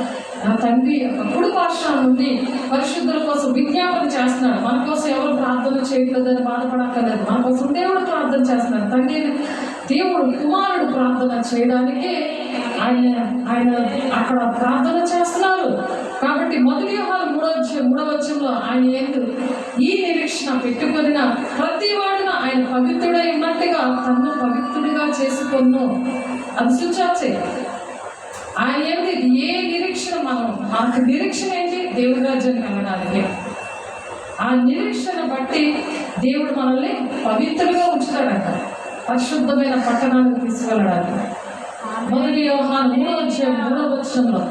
కాబట్టి మత్తయి సువార్త 19:16 వచనంలో సద్బోధకుడా నిత్య జీవులకు వారసులవుటకు మేమేమి చేయాలి అని అడుగుతున్నాడు ఒక పెద్ద ఆయన వచ్చి. కాబట్టి నా ఆజ్ఞలు పాటించు అని చెప్తున్నాను. నా ఆజ్ఞలు పాటించు అని చెప్తున్నాను. నేను ఆజ్ఞలు పాటిస్తున్నానంటే నీకు కలిగినంత అమ్మి బేదలకి ఇవ్వు, సత్క్రియలు చేయు, నా మాటలు ప్రకటించు అని చెప్తున్నారు. అలాగే లూకా సువార్త 18వ వచనంలో కూడా సేమ్ మాట. నిత్య జీవం పొందుకుంటే నేను ఏం చేయాలని అడుగుతున్నారు దేవుడు మాటలు విని. కాబట్టి దేవుని ఆజ్ఞలు పాటించాలి అని చెప్పి మరి 17వ వచనంలో నిత్య జీవం ప్రవేశించాలంటే ఆజ్ఞలు పాటించాలి అని మత్తయి 19:17 వచనంలో చెప్తున్నారు యేసయ్య. నిర్గమకాండ 3:13 వచనంలో ఆజ్ఞలు పాటించడానికి ఆనాడు ఉన్న దేవుడు ఈనాడు కూడా మనతో ఉన్నాడు. నేను ఉన్నవాడును అనువాడును అంటున్నారు. కాబట్టి ఆయన ఆత్మస్వరూపే ఉన్నాడు. ఆయన ఆరాధించేవారు ఆత్మతోనూ సత్యంతోనూ మీరు ఆరాధించాలి. దేవుని మాటలు వినడమే ఆరాధించాలి. ప్రేమించడం ఆరాధిస్తున్నాం అని అంటారు కదా. ఏం పూజ చేస్తున్నారు ఆ సెల్ ఫోన్కి, ఆ టీవీకి, ఎంతసేపు అక్కడే ఉంటాం అని అంటారు కదా. అది దుష్టాత్మ. ఇక్కడ దేవుని మాటలు వింటే దేవుని ఆరాధించినట్టు. ఆయన ఆత్మస్వరూపే ఉన్నాడు. కాబట్టి మొదటి తిమోతి 6:10 విశ్వాసములో నుంచి తొలగిపోయి నానా బోధల్లో తమ్మును తామే పొడుచుకున్నారట. నానా బోధల్లోకి వెళ్ళిపోతున్నారు. మొదటి తిమోతి 6:10 ఎప్పుడైతే లోకము దేవుడు ఉంటారో ఈ శరీరానుసారమైన బోధలే ఇష్టపడతాయి. మిగిలిన బోధలు దేవుని యొక్క ప్రణాళిక ఇష్టం ఉండదు వాళ్ళకి. ప్రేమగా మీరు ఏ తప్పు పని చేసినా మీరు దేవుని రాజ్యానికి వెళ్తారు. మీరు ఆజ్ఞలు పాటించకపోయినా దేవుని రాజ్యానికి వెళ్తారు. చక్కగా కథలు, మరి లోకానుసారమైన కొన్ని ఎగ్జాంపుల్స్ ఇవన్నీ చెప్తా ఉంటే నవ్విస్తా. దేవుని మాటలు వాక్యం చెప్తా ఉంటే, రాజకీయాల కోసం చెప్తా ఉంటే, మనుషుల కోసం చెప్తా ఉంటే చాలా ఇష్టం ఉంటుంది. విశ్వాసంలో నుంచి వాళ్ళు తొలగిపోయారట ధనాపేక్ష వలన. అర్థమవుతుందా? ధనాపేక్ష వలన వాళ్ళు నానా బోధల్లోకి తొలగిపోయి నానా బాధల్లో వాళ్ళు పడిపోయారు అనమాట. ఆ బోధలో పడి నానా బాధల్లో పడ్డారంట. తమ్మును తామే పొడుచుకున్నారట వాళ్ళు. మరి మొదటి తిమోతి పత్రిక 10వ వచనంలో ఉంది. కాబట్టి విశ్వాస సంబంధమైన మంచి పోరాడము అని 12వ వచనంలో ఉంది. విశ్వాసంతో మంచి పోరాడాలి. అది గురి ఎత్తుకే పరిగెడుతున్నాను అని పౌలు చెప్తున్నాడు. ఎన్ని శ్రమలు వచ్చినా సరే ఆ గురి ఏంటి? దేవుని రాజ్యముగా మనం ఉండి. ప్రకటన 1:6 ప్రకారం, నిర్గమకాండం 19:5-6 ప్రకారం ఆయన ఆజ్ఞలు పాటిస్తూ ఆయన సొత్తైన ప్రజలుగా ఆయన రాజ్యంగా మనం దేవుడు చేశారని దేవుని రాజ్యాన్ని మనం కట్టే వరగా ఉండాలి. దేవుని ప్రజల వాక్యం ద్వారా, సత్యవాక్యం ద్వారా, వెనుకబడిన వాక్యం ద్వారా ఆ విధంగా కట్టాలని దేవుడు ఆశపడి మాటలు చెప్తున్నారు. ఇది ప్రకటించబడ్డాక దేవుని రాకడ వస్తుందని మనం ఇందాక మత్తయి సువార్త 24:14 చూశారు. వీరందరూ రక్షణ స్వాస్థ్యము పొందబోను వారికి పరిచారము చేయుటకై పంపబడిన సేవకులైన ఆత్మల కాగా అని చెప్తున్నారు. పంపబడిన సేవకులైన ఆత్మలు వీళ్ళు. ఎవరైతే దేవుని రాజ్యాన్ని కట్టడానికి ఇష్టపడుతున్నారో దేవుని ఆత్మ కలిగి ఈయన పంపబడిన సేవకులైన ఆత్మల కారా అని హెబ్రీ పత్రిక 1:14 ఉంది. కాబట్టి దేవుని బిడ్డలుగా ఆ విధంగా మనం ఉండాలని మత్తయి సువార్త 24:1 మరి అపోస్తలుల కార్యం 7:55 మరి అలాగే మొదటి రాజుల గ్రంథం 22:19 మత్తయి సువార్త 13:14 ఉంది. రోమపత్రిక 8:17 ఈ విధంగా ఉంటే దేవుని వారసులుగా ఉంటారట. యాజక సమూహముగా దేవుని వారసులుగా ఉంటారు. వారసత్వం, ఈ వారసత్వం భౌతికంగా ఉండి శరీరానుసారంగా మనుషులతో ఉన్నప్పుడు ఆ వారసత్వం నరకానికి అనిపిస్తుంది. ఈ వారసత్వం రాజైన బిడలుగా, రాకుమార్తెలుగా, రాకుమారుడిగా వారసత్వం అనేది మరి రోమ 8:17 ప్రకారం దేవుడు ఆ వారసత్వం ఇస్తారట. ఆ వారసత్వాన్ని పట్టుకొని మనం ఏంటంటే దుష్టాత్మని వెళ్ళగొట్టి వాళ్ళ దేవుని ఆత్మ పొందుకునేలాగా దేవుని వాక్యాన్ని వాళ్ళు ప్రకటిస్తున్నప్పుడు వాళ్ళ దేవుని ఆత్మతో నింపబడతారు. అపోస్తుల కార్యంలో ఉంటుంది ఆ మాట 10:44 మరి అక్కడ చూద్దాం ఆ మాట. అపోస్తుల కార్యం 10:44 పేతురు ఈ మాటలు ఇంకా చెప్పుచుండగా అతని బోధ విన్న వారందరి మీదను పరిశుద్ధాత్మ దిగను.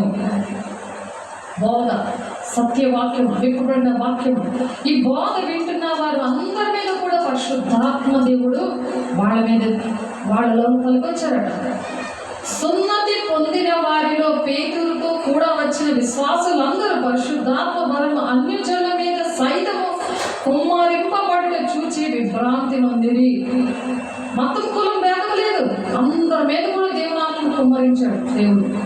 దేవుడు పక్షపాతి కాదు. దేవుడి మాటలు వింటే దేవుడు బాగు చేస్తాడు. ఆ ఆత్మని దుష్టాత్మ నుండి విడిపించి దేవునాత్మను కుమ్మరిస్తాడట. నువ్వు మాట వింటే చాలు, దేవుడి మాటలు వింటే చాలు. బైబిల్లో ఉన్నదే కదా అని అక్కడ బైబిల్లో ఉన్న కొన్ని దేవుని మాటలు వినలేని వాళ్ళు ఉన్నారట,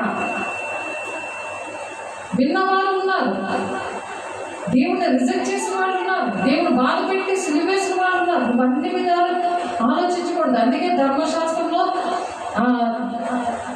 ఆశ్చర్యకరమైన సంగతులు చూసినట్లు నా కళ్ళు తెరువు ప్రభని దావీదు భక్తుడు 119 కీర్తనలో మరి ఆయన ప్రార్థన చేస్తాడు. 105 నా పాదములకు దీపమై ఉంది అని అంటారు, నా త్రోవలకు వెలుగై ఉందని చెప్తారు. వాక్యం వెల్లడి ఒకటైతే చూడని మరి తెలివి కలుగును, తెలివి లేని వారికి అది తెలివి కలిగించిన ఉంది. దావీదు భక్తుడు రాస్తాడు అన్నమాట. ఆ తెలివి పరిశుద్ధాత్మ దేవుడు అన్నమాట. అటువంటి తెలివి మనం కలిగి ఉండాలి. అనేక మందికి ఆ తెలివిని అందించాలి.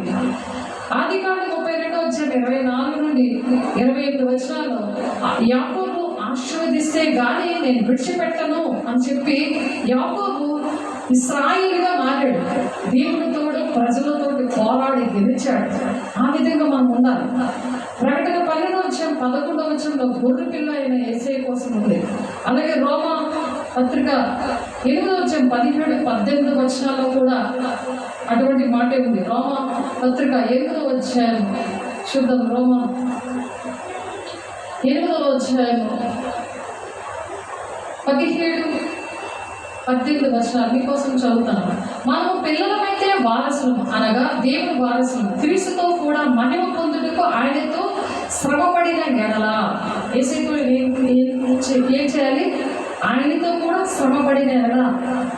6,000 సంవత్సరాలు ఉంటాయన శ్రమ పడుతున్నాడు. ఈ విషయం నువ్వు శ్రమ పడవా? ఆలోచించు. ఆయనకి లోపల దుష్టుని ఎదిరించాలి.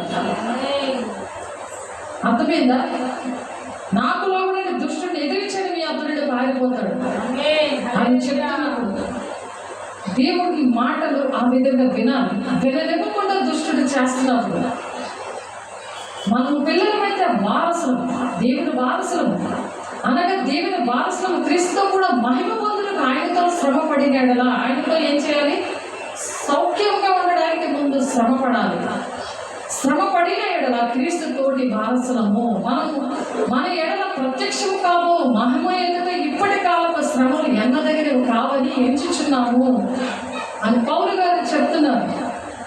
అటువంటి శ్రమలన్నీ అనుభవించాడు. బ్రతుకుడే క్రీస్తే, చావైతే లాభమే అని చెప్పాడు. నేను క్రీస్తుని పోలి నడుస్తున్నాను, మీరు నన్ను పోలి నడవండి అని చెప్తున్నారు. మన గురి ప్రకటన గ్రంథం నేర్చుకొని దేవుని పిల్లలుగా వధువు సంఘంగా ఉండాలని, ఆ వధువు సంఘం కోసం ప్రకటన 19వ అధ్యాయంలో ఉంటుంది. ఆ వధువు సంఘంలో మనం ఉన్నప్పుడు మనం జీవించేవారిగా మనం ఉంటాం. అనేకలు దేవుని రాజ్యానికి సభ్యునిగా మనం చేర్చేవారిగా ఉంటాం. దేవుని రాజ్యంలో పాలుదాగిన బిడ్డలుగా ఉండి ఎదగలేని పరిస్థితులు ఉంటే, మరగుజ్జోళ్ళగా ఉంటే దేవుని వాక్యం అటువంటి పాలు తాగే వాక్యం వినకూడదు. బలమైన ఆహారం అనే ప్రకటన గ్రంథాన్ని, ఆ నెరవేర్పు వాక్యాన్ని దేవుడు వధువు సంఘంగా మనం ఎలాగవుతాం అనే అటువంటి వాక్యాన్ని మనం కలిగి ఉండాలి. దేవుడు అంటే ఎవరు అనే విషయాలు ఇప్పుడు ఇవన్నీ కూడా మనం నేర్చుకున్నాం. నిర్మాకాండం 3:14 ఉన్నవాడు అనవాడని మోషేతో మాట్లాడుతున్నాడు.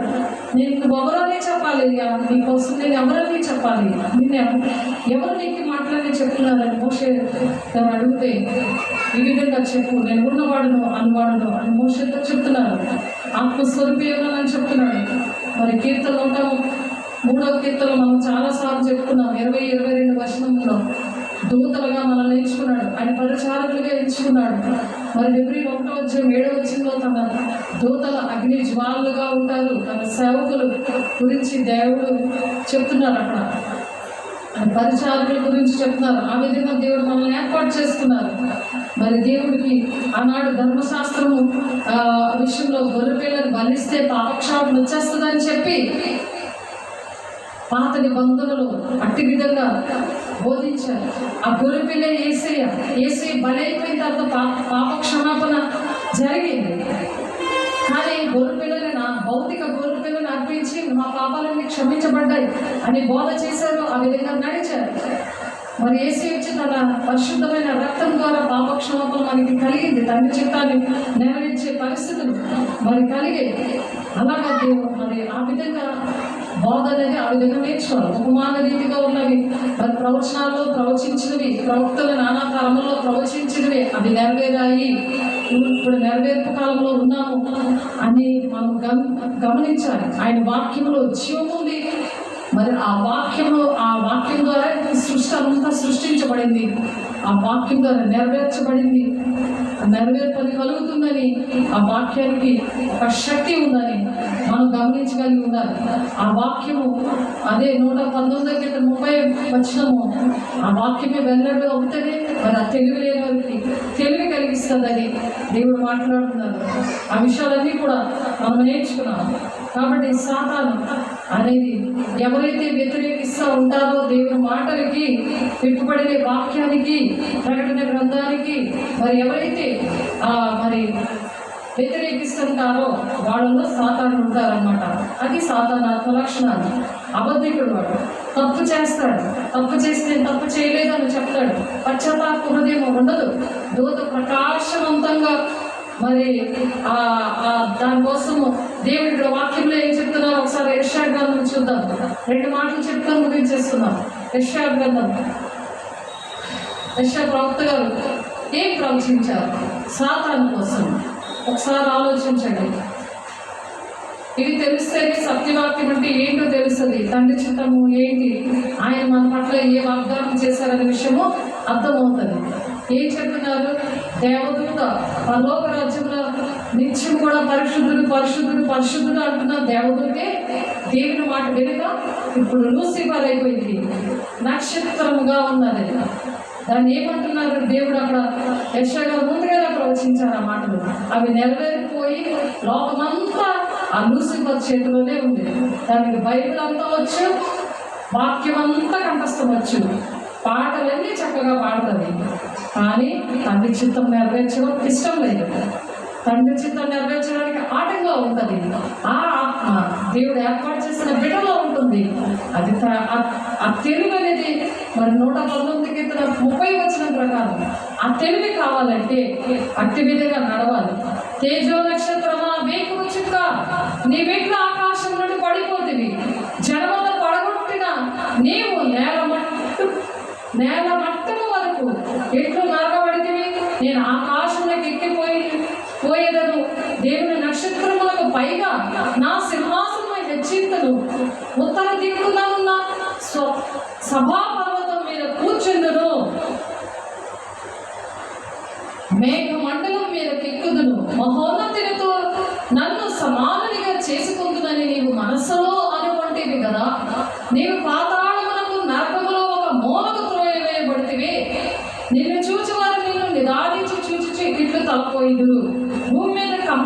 చేసి రాజ్యములను మలికించిన వాడు ఇతడేనా? లోకమును అడవిగా చేసి దాని పట్టణములను పాడు చేసిన వాడు ఇతడేనా? తాను చెరపట్టిన వారికి తన నివాస స్థానములకు పోనీయని వాడు ఇతడేనా? జనముల రాజులందరూ ఘనతను వహించిన వారే తమ తమ నగరుల యందు నిద్రించుచున్నారు. నిద్రమత్తు ఆత్మ, సాధారణ ఆత్మ. దేవునితో గడపాలి, మనుషులతో నడపకుండా. దేవుని దగ్గర ఉండి, దేవుని కుడి పార్శ్వాన ఉండి, దేవుని పరిశుద్ధులని మరి ప్రధాన దూత, దేవునికి ఇష్టమైన దూత ఎలా సాతానుగా మారి ఈ లోకాన్ని అంతటినీ ఏర్పాటు చేస్తుందో అది గమనించాలి. అటువంటి బాధలో ఎంతమంది నాశనం అయిపోతున్నారో అని గమనించాలి. యూదా పత్రిక 1వ అధ్యాయం 6వ వచనంలో కూడా ప్రధాన దూత అధిపతిగా ఉన్నాడు, తమ నివాస స్థలాన్ని విడిచిపెట్టాడు అని చెప్పింది. అలాగే 2 Peter 2:4 వచనాల్లో కట్టిక బిలాములో విడిచిపెట్టి వచ్చాడు దేవుడు. దాన్ని వీరి భూమిని పరిపాలించి మోసపరుస్తూ ఉంటారన్నమాట. ఈ ఆత్మలు భూమిని అంతటి, భూలోకం అంతటి మోసపరుస్తూ ఉంటారు, దేవునికి దూరపరుస్తూ ఉంటారు. జీవం లేదు వాళ్ళల్లో, వాళ్ళు జీవం లేదు కాబట్టి జీవజలి నది దగ్గరికి తీసుకుని రాలేరు. పరలోక రాజ్యానికి తీసుకువెళ్ళడానికి జీవవాక్యము, జీవమిచ్చే ఆత్మ యొక్క నియమము కలిగి ఉండలేరు. శరీర సంబంధమైన నియమం నుండి విడిపించలేరు. రోమ 8:2 ఉన్న ఆ వాక్యము, ఆ జీవమిచ్చే వాక్యాన్ని, ఆ వెలుగునిచ్చే వాక్యాన్ని ఆ ప్రకటన గ్రంథము అర్థమవనీయకుండా చేస్తుంది ఇదే. కాబట్టి 2 కొరింథీ 11వ అధ్యాయం 13-14 వచనాల్లో ఆ ఆత్మ ఏమంటారో ఒకసారి చూడండి. వెలుగు దూత అన్నమాట. ఆ వెలుగు దూత అటువంటి బోధలు వింటున్న వాళ్ళకి చూపించారు దేవుడు. మన దగ్గరికి వచ్చారు వాళ్ళు, భార్య భర్తలు ఇద్దరు ఫ్యామిలీ వచ్చారు. గుర్తుందా లేదా? ఆడికి ఒక పాము, తెల్ల పాము అనిపించింది, దాని తలతో చెదకూడదన్నాడు దేవుడు, చూపించాడు. ఎప్పుడైతే వాక్యాన్ని అంగీకరించారో, అవి సరి చేసుకోరో, అది మళ్ళా జీవం పోసుకుంటుంది. వాళ్ళ మాటలు అటువంటి జీవం గల మాటలు ఇష్టం ఉండదు. దేవుడు ఇంకా ఎన్నున్నాయో మరి అటువంటి బోధలు విన్నందుకు అటువంటి పాముని చెదకూడనట్టు దేవుడు చూపించారు. కాబట్టి ఆ పాము ఏంటో చూద్దుగా. మా 2వ కొరింథీ పత్రిక, 2వ కొరింథీ రాసిన పత్రిక, 2వ కొరింథీలో రాసిన పత్రిక చూడండి. 11వ అధ్యాయం 13-14 వచనాలు. ఎలాగైనా అట్టి వారి క్రీస్తు యొక్క అపోస్తుల వేషము ధరించుకున్న వారే ఉంది, దొంగ అపోస్తులు మోసగాండ్రకు పరివారమే ఉన్నారు. అద్భుత కార్యాలు వాళ్ళ ద్వారా జరుగుతాయి. దొంగ అపోస్తులుగా ఉంటారు. అద్భుత కార్యాలు, ఆశ్చర్య కార్యాలు జరుగుతాయి. కాబట్టి అక్రమము చేయవలన పొండి మీరెవరో నాకు తెలియదు అంటున్నాడు. మత్తయి 7వ అధ్యాయము 21, 22, 23 వచనాల్లో ఆ వచనాలు ఉంటాయి. ఈ నామంలో దెయ్యములు వెళ్ళగొట్టలేదా, అద్భుత కార్యాలు చేయలేదా అని. కాబట్టి ఏవో అద్భుత కార్యాలు జరుగుతున్నాయని అపోస్తుల వేషం ధరించుకుని ఉంటారు. వాళ్ళ ద్వారా దేవుడు అటువంటి పరిస్థితి, దేవుడు కాదు దెయ్యము నడిపిస్తూ ఉంటుంది. దొంగ అపోస్తులు మోసగాండ్రకు పనివారనే ఉన్నారు. ఇది ఆశ్చర్యం కాదు, సాతాను తానే వెలుగుదూత వేషము ధరించుకొని చున్నాడు గనుక వాని పరిచారకులను నీతి పరాచారకుల వేషము ధరించుకుంటే గొప్ప సంగతి కాదు. వారి క్రియలు చొప్పున వారికి అంతము కలుగును. అందుకే అక్రమం చేయవారు పొండి అంటున్నాడు. వారు ఈ పరిస్థితిలో ఉన్నారని ప్రతి ఒక్కరు గమనించుకోవాలి. ఎందుకంటే మోసపుచ్చే ఆత్మలు బయలుదేరున్నాయి కాబట్టి. ప్రకటన గ్రంథము 12-19 వచనంలో కూడా మాట ఉంటుంది. ప్రకటన గ్రంథం 12వ అధ్యాయం ఇచ్చేస్తున్నాము. 12వ అధ్యాయము 9వ వచనంలో కాగా సర్వలోకమును మోసపుచ్చుచు, సర్వలోకాలు మోసపుస్తుంది దుష్టాత్మ. ఇప్పుడు మనం దేవుని ఆత్మ దుష్టాత్మ కోసం ఎందుకు నేర్చుకుంటున్నామంటే ఆ దుష్టాత్మ వచ్చినప్పుడు గమనిస్తాం. వివేచన ఆత్మని కృపావరలో ఒక వరం, అది వివేచన వరం. అద్భుత కార్యాలు చూసి, ఆ శరీరానుసారమైన బాధ చూసి అటువంటి వాడికి ఆశపడిపోయి వెళ్ళిపోతే నిత్య నరకాలు ఉంటుంది. కాగా సర్వలోకము మోసపుచ్చుచు అపవాదని సాతానని పేరుగల ఆది సర్పమైన ఆ మహాఘట సర్పము పడద్రోయబడిను. అది భూమి మీద పడద్రోయబడిను. దాని దూతలు దానితో కూడా పడద్రోయబడి.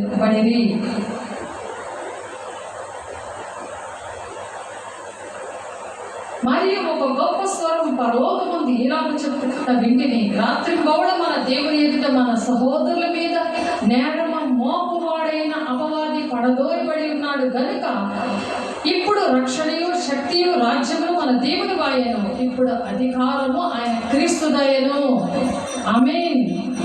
దేవుని యొక్క క్రీస్తుది ఇప్పుడు క్రీస్తుదయింది కాబట్టి దేవుడి యొక్క వాక్యంలో అనేకమైన మర్మాలు మనకు తెలుస్తున్నాయి.